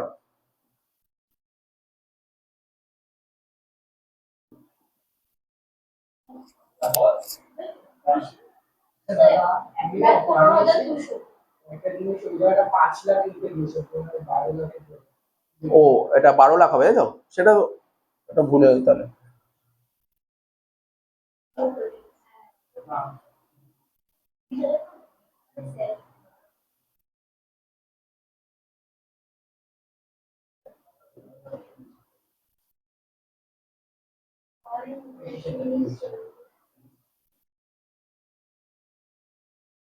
আচ্ছা, 9,60,000 করলে কত হয়?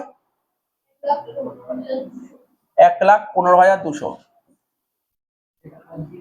হ্যাঁ, আইজিএসটি বললাম তো, আইজিএসটি হবে। তাহলে এটা কোনটা করলাম? এটা করলাম, এটা হবে না, ব্যাস আউটওয়ার্ড শেষ। এ কটাই আউটওয়ার্ড হচ্ছে, এবার যোগ করতে হবে তোকে।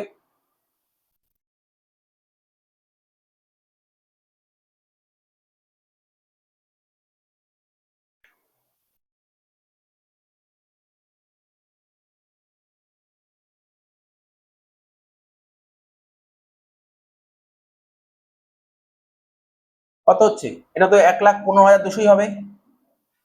তারপরটা কত যে 72 আর 30, 1,02,000। তার 72 আর 30, 1,02,000 হবে।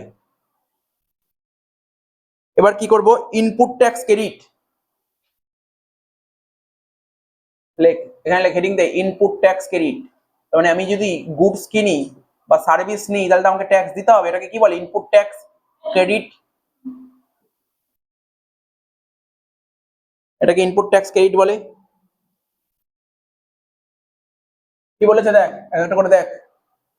বলছে পারচেজ গুডস ফ্রম মুম্বাই, লেখ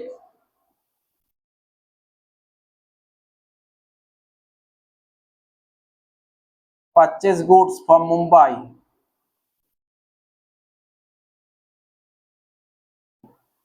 তাহলে আইজিএসটি হবে, আইজিএসটি হবে। দেখি অ্যামাউন্ট কত ছিল, বলছে 6,20,000-এর উপর 12%। করে দেখ, 6,20,000-এর উপর 12% কত? 74,400 টাকা।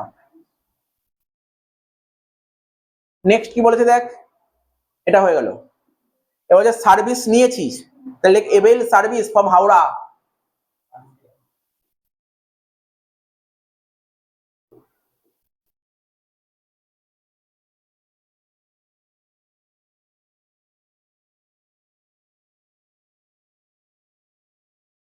কত বলেছে দেখ, 5%, 4,40,000। তাহলে 2.5% করবো, তাই তো? কত হচ্ছে? 11,000। CGST 11, SGST 11। আর কিছু আছে? আর একটা আছে ইনওয়ার্ড সাপ্লাই আছে না? Inward supply 18% from Howrah, like inward supply.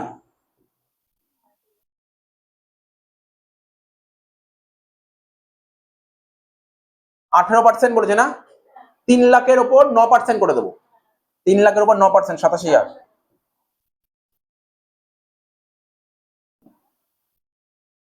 ঠিক আছে তো? তাহলে সিজিএসটি 27, এসজিএসটি 27, যোগ কর।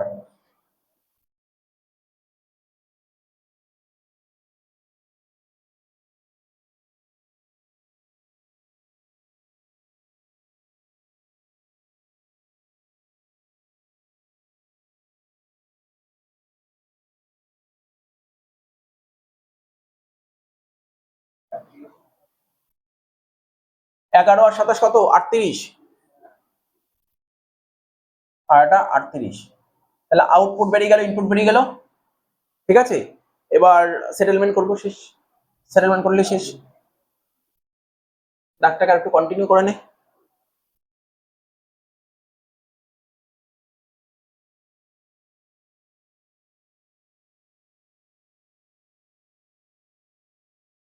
লেখ নেট ট্যাক্স লাইবিলিটি। এবার লেখ নেট ট্যাক্স লাইবিলিটি।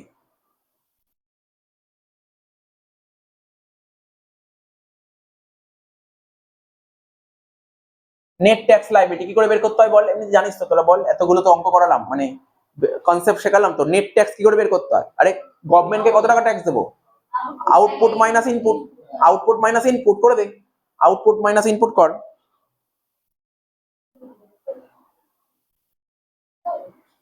লেখ আউটপুট, লেখ আউটপুট ট্যাক্স কত কত ছিল?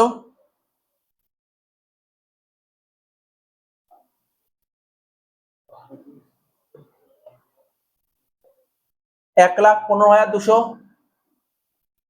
তারপর 1,02,000, ওটাও 1,02,000। এবার এর থেকে মাইনাস কর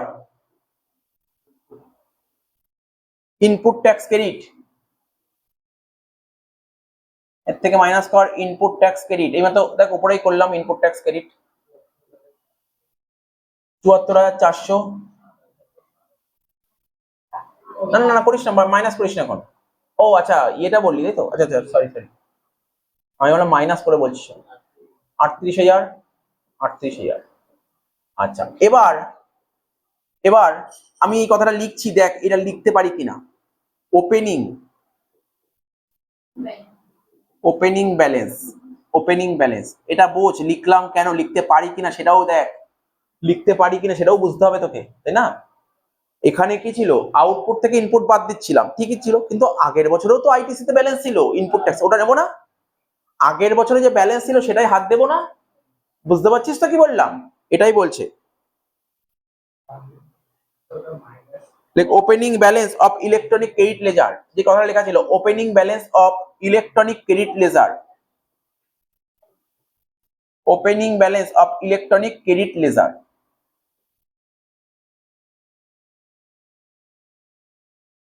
কত কত ছিল দেখ, কত কত ছিল? প্রথমটা কত ছিল? ও আচ্ছা, প্রথমটা ছিল হচ্ছে তোর 1,00,000, তারপর 4,000, তারপর 40,000। লেখ 1,00,000, 4,000, 40,000। এবার মাইনাস কর।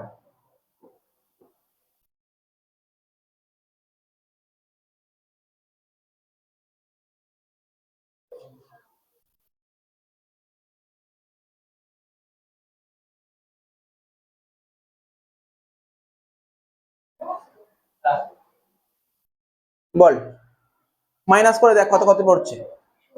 বেরোতেই পারে, কোনটা মাইনাস বেরোবে কোনটা প্লাস বেরোবে, কোনো সমস্যা নেই। হ্যাঁ বেরোতে পারে, বেরোতে পারে। প্রথমটা কত? 59,200 মাইনাসে, তাই তো? তাহলে মাইনাসটাকে ব্যাকেটে রেখে দিই, 59,200। তারপরটা দেখ, হ্যাঁ হ্যাঁ 60,000 পজিটিভ, 60,000। তারপরটা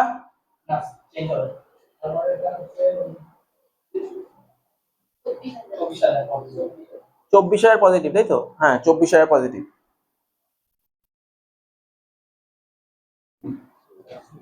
ঠিক আছে তো? তার মানে এবার দেখ এক্সপ্লেন করি ব্যাপারটা তোকে। যদি এটা কি সিজিএসটি এর কথা যদি বলি, সিজিএসটি দিতে হবে কত গভর্নমেন্টকে? এত টাকা দিতে হবে, এত টাকা দিতে হবে, কিন্তু তুই গভর্নমেন্টকে অলরেডি দিয়ে রেখেছিস কত? 42। তোকে দিতে হবে 1,00,000 টাকা, তোকে দিতে হবে 1,00,000 টাকা, কিন্তু তুই গভর্নমেন্টকে দিয়ে রেখে 40,000 টাকা। তাহলে গভর্নমেন্ট পাবে না দেবে? বল, তোকে 1,00,000 টাকা দিতে হবে গভর্নমেন্টকে, কিন্তু গভর্নমেন্টকে 40,000 টাকা দিয়ে রেখেছিস, তাহলে আর কত টাকা দিতে হবে? 60। বুঝতে পারলি? তার মানে এই টাকাটা তোকে পে করতে হবে, এই টাকাটাও তোকে পে করতে হবে।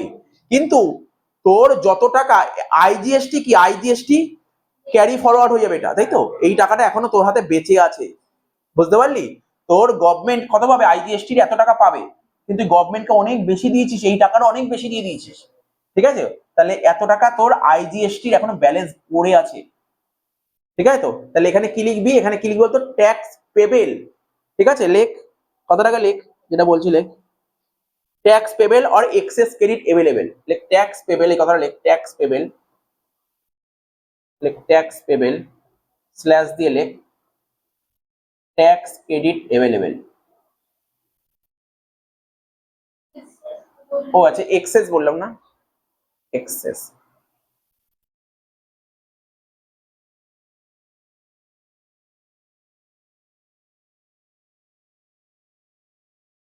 Access credit available.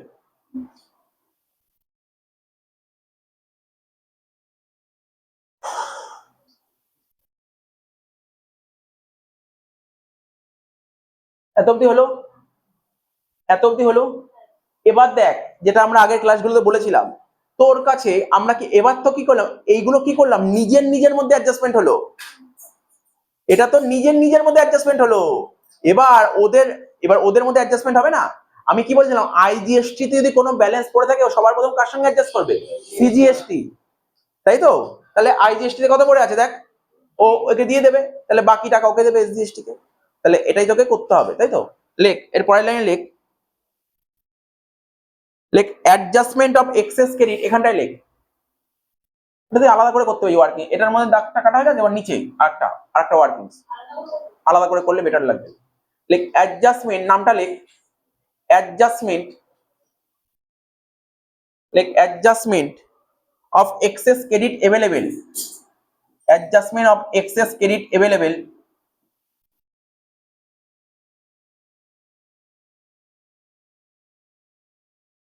adjustment of excess credit available in IGST slash CGST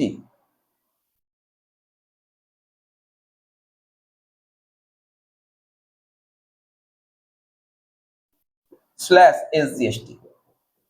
তাহলে কি লিখলাম, adjustment of excess credit available, ঠিক আছে, আইজিএসটি, সিজিএসটি, এসজিএসটি। তাহলে প্রথমে লেখ এই কথাটা, এই লাস্ট যে লাইনটা বেরোলো ওই লাইনটা দেখে দেখে লিখবি, ট্যাক্স পেবেল, লেখ tax payable slash excess credit available.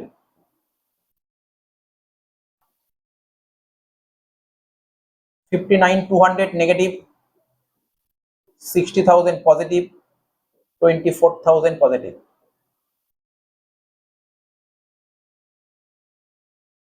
ঠিক আছে তো? তাহলে এবার দেখ, আইজিএসটির কাছে হাতে কত পড়ে আছে, 59,200, তাহলে আইজিএসটি সবার প্রথম কাকে দেবে, সিজিএসটি কে দেবে, তাহলে সিজিএসটি কে দিয়ে দে, 59,200 সিজিএসটি কে দিয়ে দেবে, ঠিক আছে তো?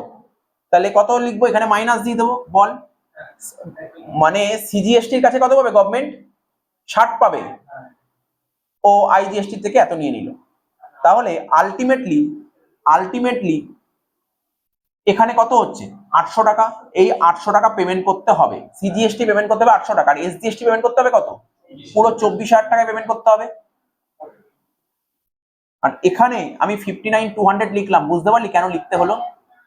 আচ্ছা, তাহলে এটা কিছু হবে না, তাহলে লেখ লাস্টে লেখ ট্যাক্স পেবেল, অঙ্ক শেষ, ট্যাক্স পেবেল, দেখেছিস তো, ট্যাক্স পেবেল, এই ছিল অঙ্ক।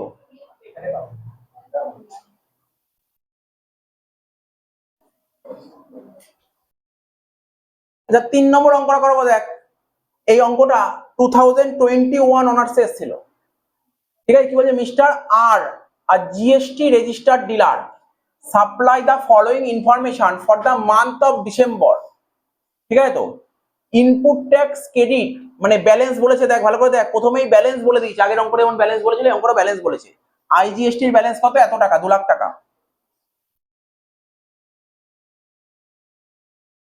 সিজিএসটি এর ব্যালেন্স কত, এত টাকা, এসজিএসটি এর ব্যালেন্স কত, এত টাকা বলেছে, ওপেনিং ব্যালেন্স বলেছে, গুডস সাপ্লাইড, গুডস সাপ্লাই করেছে, গুডস সাপ্লাই করেছে, গুডস সাপ্লাই করা মানে কি, সেল না পারচেস, সেল, গুড সাপ্লাই করা মানে সেল করেছে, ঠিক আছে? বলছে এই যে গুড সাপ্লাই করেছে এক্সক্লুডিং জিএসটি, মানে এর মধ্যে জিএসটি নেই, কখনো কখনো এর পরের দিন যখন অঙ্ক করবো দেখবি এর মধ্যে লিখে দেবো ইনক্লুডিং জিএসটি, ঠিক আছে তো? কোনো কোনো অঙ্কে এক্সক্লুডিং থাকবে আর কোনো কোনো অঙ্কে ইনক্লুডিং থাকবে। তো বল, আমি তোকে বলছি ধর কোনো একটা দোকানে ফোন কিনতে গেছিস, ঠিক আছে? ফোন কিনতে গেছিস, ফোনের দাম নিচে ধর 30,000 টাকা, ভালো করে শোন, 30,000 টাকা, ফোনের উপর জিএসটি চলছে 12%। বল জিএসটি কত টাকা? বল জিএসটি কত টাকা? আমি জাস্ট সিম্পল কোশ্চেন করলাম, বল। হ্যাঁ হ্যাঁ, 3 × 36, 3,600। তার মানে অ্যান্সারটা তো সত্যি তো ভুলই দিলি, তাই না? একটু ভাব কেন ভুল দিলি। কোনো দোকানে গেছিস ফোন কিনতে, তোর পকেট থেকে কত টাকা বের করে দোকানদারকে দিলি? 30,000 টাকা দিলি। আয় বললাম এই 30,000 টাকার মধ্যে জিএসটি কত টাকা? তার মানে এই 30,000 টাকার মধ্যে ধর, সাপোজ ধর ফোনের দাম ধর 100 টাকা, জিএসটি নিচে 12%, তাহলে তোকে টোটাল কত টাকা দিতে হলো দোকানদারকে? 112 টাকা। বুঝতে পারলি তো? তাহলে 30,000 টাকাই তো 112 টাকা, তাহলে 12 টাকা কত? বুঝতে পারলি? তাহলে এই যে 112 টাকা বললাম, এই 112 টাকা হচ্ছে দোকানদারকে দিয়েছিস। এই 112-র মধ্যে জিএসটি আছে কি নেই? এখানে কি বলেছে? পরের দিন যখন তুই অঙ্ক পাবি না, লেখা থাকবে ইনক্লুডিং, তাহলে ঘাবড়ে যাওয়ার কিছু নেই। আগেই শুনে নিলি ইনক্লুডিং থাকলে কি করতে হয়, বুঝতে পারলি না বুঝিসনি? যদি ইনক্লুডিং থাকে তাহলে কি করবো? ধর না, সাপোজ ধর এটাই ইনক্লুডিং ছিল, লিখবো 2 লাখ, কত ছিল? 20 লাখ। 20 লাখ যে 12% হয়, 12/112, 12/112। বুঝতে পেরেছিস তো কি বললাম? না বুঝতে পারলে চিন্তা নেই, পরের দিন যখন অঙ্ক পাবো তখন অঙ্ক বলে দেবো। আমি অল্প বলে দিলাম, আশা করি বুঝতে পেরেছি এটা কি বলতে চাইলাম। তো বল, এখানে যে অ্যামাউন্টটা দিয়েছে 20 লাখ টাকা, এটা কি ইনক্লুডিং জিএসটি নাকি এক্সক্লুডিং জিএসটি? Excluding GST. তাহলে এক্সক্লুডিং জিএসটি 20 লাখ টাকা, তাহলে এর উপর তুই ডাইরেক্ট পার্সেন্টেজ চাপাতে পারিস। এক্সক্লুডিং মানে জিএসটি নেই এর মধ্যে, ঠিক আছে তো? যদি কখনো যদি বুঝতে অসুবিধা হয় তুই নিজে ভাববি, নিজেই ভাব না, নর্মালি ভাব, তুই দোকানে ফোন কিনতে গেছিস, বা দোকানে শপিং মলে শপিং করতে গেছিস, সিনেমা হলে সিনেমা দেখতে গেছিস, রেস্টুরেন্টে বসে খেয়েছিস, তাই না? জিএসটি কত নিচ্ছে? কার উপর জিএসটি নিচ্ছে? তুই রেস্টুরেন্টে গিয়ে খেয়েছিস, 1,500 টাকা বিল, এই পকেট থেকে 1,500 টাকা দিয়েছিস, 1,500-এর মধ্যে জিএসটি আছে, তাহলে 1,500 টাকার উপর জিএসটি চাপিয়েছে? না, 1,500 টাকার উপর জিএসটি চাপায়নি, জিএসটি চাপিয়ে 1,500 হয়েছে। তো এই জায়গাগুলো তোকে বুঝতে হবে। আচ্ছা, এবার বল interstate supply. Interstate supply মানে কি? একটা স্টেট থেকে আরেকটা স্টেটে, তাহলে এক্ষেত্রে কি হলো? আইজিএসটি। তার মানে আগে যে অঙ্কটা করলাম, বলেছে এইখান থেকে ওখানে, এখান থেকে, ওরকম বলবে না কিন্তু তোকে, তোকে এখানে ইন্টার আর ইন্টারস্টেট বলবে, ঠিক আছে তো? আর বললেও তো ক্ষতি নেই। ইন্টার স্টেট সাপ্লাই এখানে কি হয়? CGST, SGST. এটা কবে পরীক্ষায় দিয়েছিল দেখিস তো? এটা 2021 অনার্সে দিয়েছিল, যদি অনলাইন পরীক্ষা ছিল, বাট এরকম অঙ্ক তুই প্রতিটা বছরই পাবি, এরকমই অঙ্ক থাকে। তোর বছরেও কিন্তু এরকম ধরনেরই অঙ্ক হবে, ঠিক আছে তো? আচ্ছা, গুডস পারচেস, গুডস কিনেছিস, আবার বলেছি এক্সক্লুডিং জিএসটি, তাহলে ইন্টার স্টেট সাপ্লাই এখানে হবে আইজিএসটি। এবার হচ্ছে ইন্টার স্টেট সাপ্লাই, এখানে হবে CGST, SGST. GST applicable rate both purchase এবং সেলের উপর কি কি জিএসটি চলছে? আইজিএসটি চলছে 12%, সিজিএসটি চলছে 9%, এসজিএসটি 9%। এই দেখ, 9-এর আবার হাফ করিস না কিন্তু কেউ ভুল করেও, 9-এর হাফ করিস না, এটা ভুল করেও করিস না কিন্তু, কেননা এখানে কিন্তু জিএসটি বলেনি 18%, এখানে ব্রেক করে দিয়েছে সিজিএসটি কত, এসজিএসটি কত। আচ্ছা, compute GST payable and ITC to be carry forward if any, যদি হয় করো, assuming mister R opted for utilisation of unadjusted IGST, মানে আইজিএসটি যেটা অ্যাডজাস্ট করতে পারিসনি, সেটা মানে আইজিএসটি যে ক্রেডিট অতিরিক্ত থেকে গেছে, সেটা তুই প্রথমে সিজিএসটি কে দিবি, তারপরে এসজিএসটি কে দিবি। বলছে 1:1, বলছে 1:1 এর। আগের দিন বলেছিলাম রেশিওতে দিতে হয়, রেশিওতে, সেই রেশিও বলে দিয়েছে এখানে, তো কোনো সমস্যা নেই তো। আর না বললে তোর ইচ্ছা, যাকে খুশি দিয়ে দে, ঠিক আছে তো? তো অঙ্কটা আরম্ভ কর, শেখালাম তো, আগের অঙ্কটা দেখে দেখে করতে থাক, 5 মিনিট সময় নিয়ে করতে থাক, তারপর আমি অঙ্ক স্টার্ট করছি।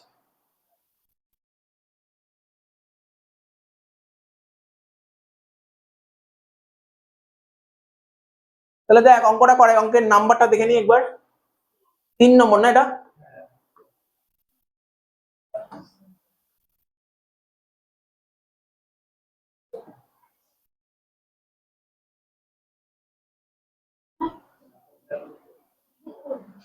দেখ আসছে CGST, sorry IGST, CGST, SGST.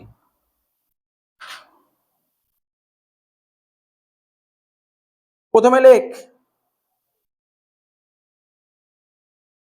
Input tax credit. আগের অঙ্কটা আউটপুট করেছিলাম, তুই চাইলে আউটপুট করতে পারিস, কোনো সমস্যা নেই। আগের অঙ্কটা কি করেছিলাম বল? প্রথমে আউটপুট ট্যাক্স করতে পারি, আউটপুট ট্যাক্স কোনো অসুবিধা নেই। তাহলে প্রথমে লেখ আউটপুট, কোনো ব্যাপার নেই, এগুলো এ দিয়ে লিখলাম আউটপুট ট্যাক্স লাইবিলিটি, তাই তো? Output tax liability.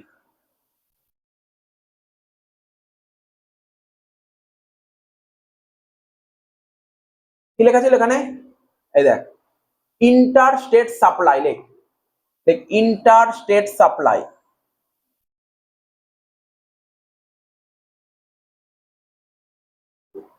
Inter state supply কত ছিল? ইন্টার স্টেট সাপ্লাই 20 লাখ টাকা। 20 লাখ টাকা। ইন্টার স্টেটে কি হয়? শুধুমাত্র আইজিএসটি। 20 লাখ টাকার উপর 12%। লিখে দে 20 লাখ টাকার উপর 12%,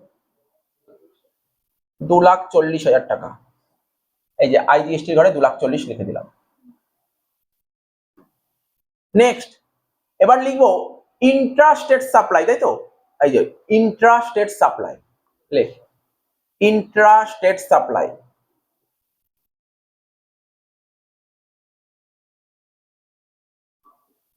$40 লাখ টাকা, 9%, তাই তো? 4 নং 36, 3,60,000, তাই তো? CGST 3,60,000, SGST 3,60,000। আর কেউ ছিল? আর কেউ ছিল? দেখ এ দেখ, মানে মানে আউটপুটের কিছু আছে না? আউটপুট আর কিছু নেই, আউটপুটে আর কিছু নেই, তাই তো? আউটপুট আর কিছু নেই। দেখ করে দে টোটাল 2,40,000, 3,60,000, 3,60,000 হয়ে গেল আউটপুট। বি দিয়ে লেখ ইনপুট ট্যাক্স ক্রেডিট, তাই তো? Input tax credit.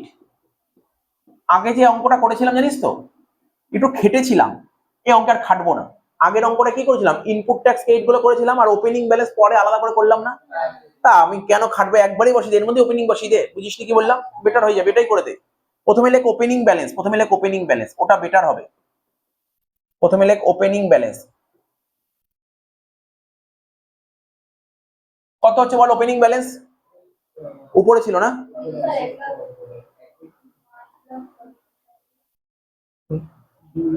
2,00,000, 1,35,000, 1,35,000।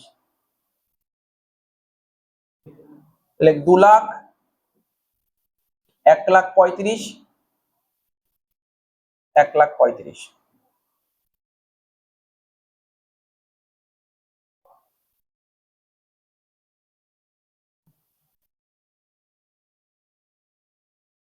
ঠিক আছে তো? তারপর তো নর্মাল আগের মতন। কি বলেছিল এখানে দেখ, goods purchase, like inter state supply, like inter state supply, like inter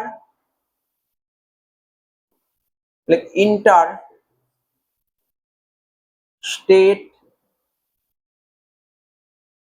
like inter state supply মানে আইজিএসটি বসবে। কত? এই দেখ 6 লাখের 12%, মানে 72,000, 72,000 এখানে বসে গেল 72,000। এবার like Intra state supply,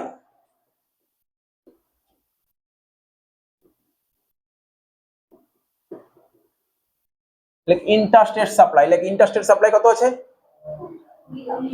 20 lakh টাকা। তো 20 লাখের উপর 9% মানে কত? 1,80,000। এখানে 1,80,000, এখানেও 1,80,000। 2 লাখ আর 72 যোগ করে 2,72,000, 1,35,000 আর 1,80,000 যোগ কর দিই।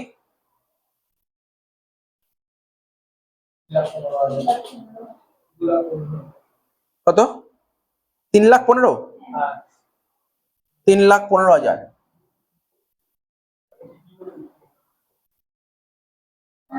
এটা বি হলো। এবার সি দিয়ে লেখ।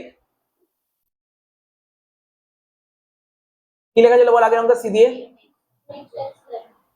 Net tax liability, net tax liability লেখা ছিল। সি দিয়ে কি লেখা ছিল আগের অঙ্কটায়?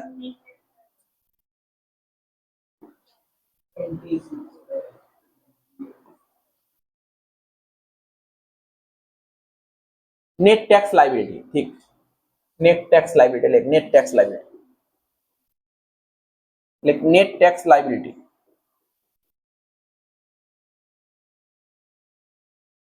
কি লিখবো? Output tax.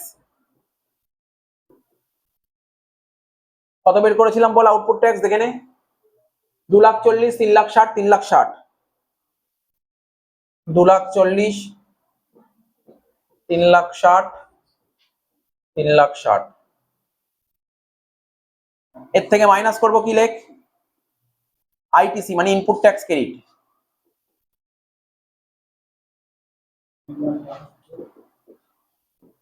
2,72,000, 3,15,000, 3,15,000 বাদ দে। এটা 45,000, এটাও 45,000, আর এটা কত?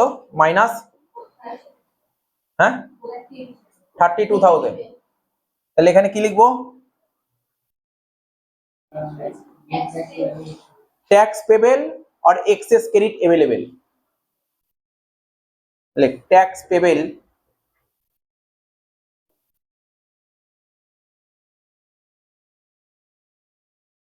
टैक्स पेबल ব্যাকেটে না প্লাস লিখে দিলাম, বুঝতে পারলি কেন?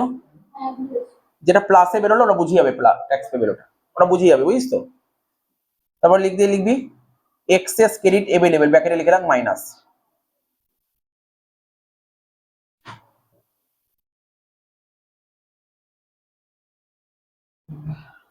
হয়ে গেল, লাস্ট ওই সেটেলমেন্টটা করতে হবে একটা। তাহলে বল অঙ্ক মানে দেখ তোরা এরকম বলিস না স্যার দুটো অঙ্ক করলেন, দুটো অঙ্ক তো সোজা, এই পরের গুলো তো কঠিন হবে, এরকম কোনো ব্যাপার না, কিচ্ছু নেই, চ্যাপ্টার কিছু নেই, সব অঙ্ক এরকম, সব অঙ্ক এরকম, আর কিচ্ছু নেই। প্রতি বছর মানে এই চ্যাপ্টার কখনো ছাড়তে মানে মানে আগে যখন সিলেবাস ছিল বলতেন চ্যাপ্টার ছাড়তে নেই, এই চ্যাপ্টার পরীক্ষায় কি আগে করে ফেলতে হয়, মানে 10 নম্বর ছিল আগে, তো তোদের এবার 15 নম্বর আসার সম্ভাবনা আছে, 15 আসার সম্ভাবনা আছে, ঠিক আছে তো? হ্যাঁ একই, যেমন লেখা ছিল লেখ, দেখে দেখে কি লেখা ছিল দেখে নে, কি লেখা ছিল? Adjustment of excess credit available.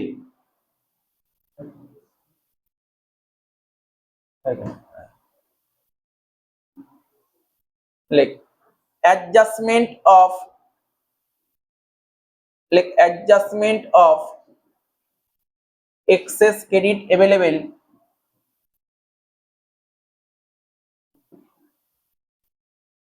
in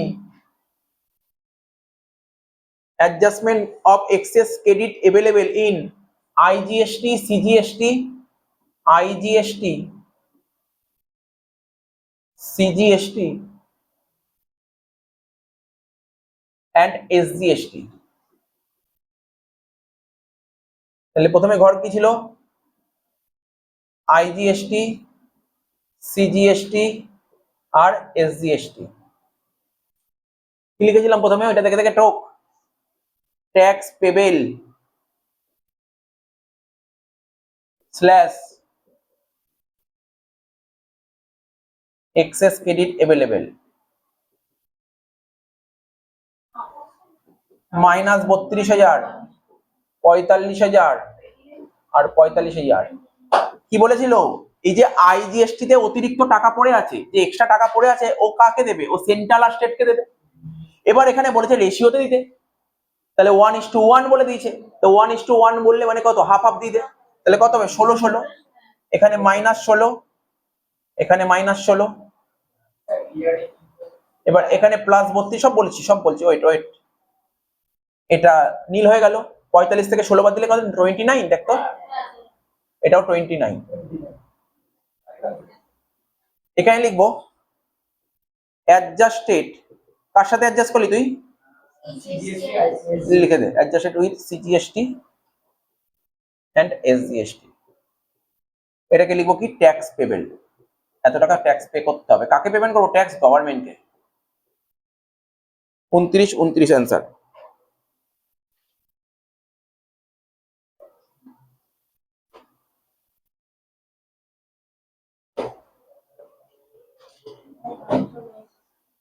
ঠিক আছে, অঙ্কটা করে দিলাম, শেষ করলাম, পরের দিন বাকি অঙ্কগুলো করবো।